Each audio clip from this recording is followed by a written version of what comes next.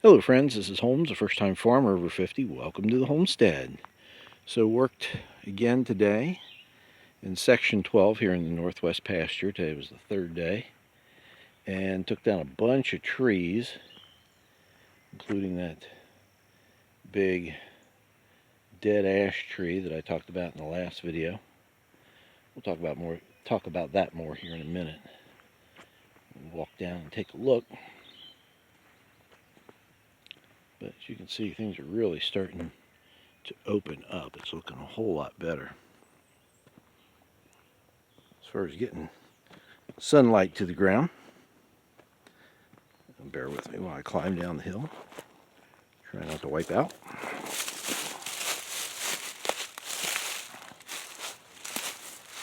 So this ash tree, that was my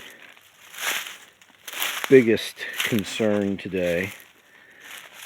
You can see the stump there. That's about a 12-inch diameter trunk.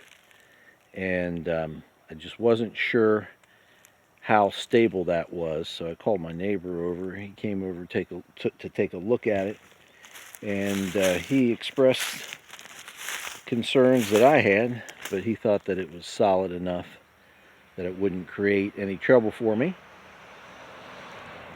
His suggestion was that I cut it about 4 feet up. That's right in the neighborhood where that lower crack was. I was concerned it might shear off.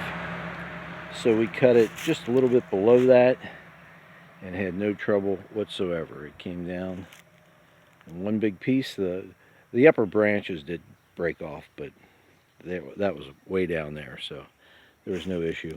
And then I just took the rest of the stump down. So we're good to go. And we took care of a bunch of other cedars. That one that was cut down yesterday but haven't been cleaned up yet. Did that today. And this cedar right here was at the base of this white oak. Cut it down.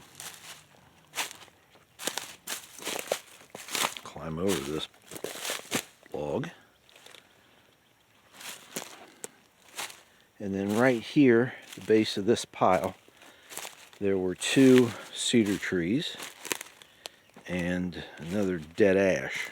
So there's the ash. Dropped it that way. That was a good size cedar there and a decent sized cedar there. So those dropped. There's another cedar over there we took care of. See the sunshine on the pile of brush there. These 2 trees here, this small oak tree, trying to decide if I should leave it or not. I was going to go ahead and cut it down because it's pretty close to that oak over there, and one down right there behind that big cedar. And then it's also pretty close to this oak tree. So I was going to go ahead and take it down and leave this cedar, but this is such a nicely shaped oak tree. I'm leaning toward leaving it, at least for the time being. I'm not sure about this cedar, if I should go ahead and cut it. It's a good size one. It really should come down. But I left them both for the time being. Decisions. Nothing is ever easy when making silvopasture. Oh, and here's the top of the cedar tree. They got wedged into a limb here in this big cedar. So I cut as much of it up as I could, and then that's just still stuck. And I tugged and prodded and no luck at all. So it's just hanging there, and it will remain probably for a long time. So we will see. Probably as long as that tree stands. And then down here we had more small cedars.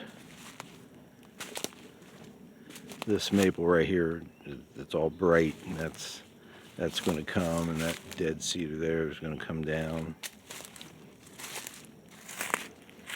And this is another cedar I took down today. So, and then there were a few down in this area that I took care of also. And that really brightened things up. I don't know if you can tell, but it looks a whole lot brighter than it did just a couple hours ago.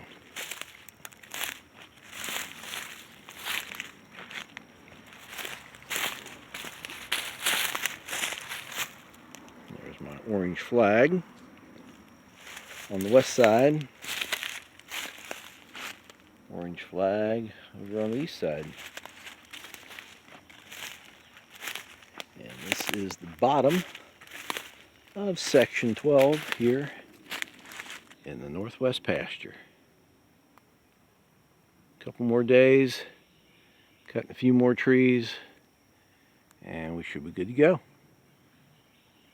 So we appreciate you watching. Please hit like and subscribe and ring that bell. And we look forward to seeing you again in the future. But if not, we will see you in the pasture.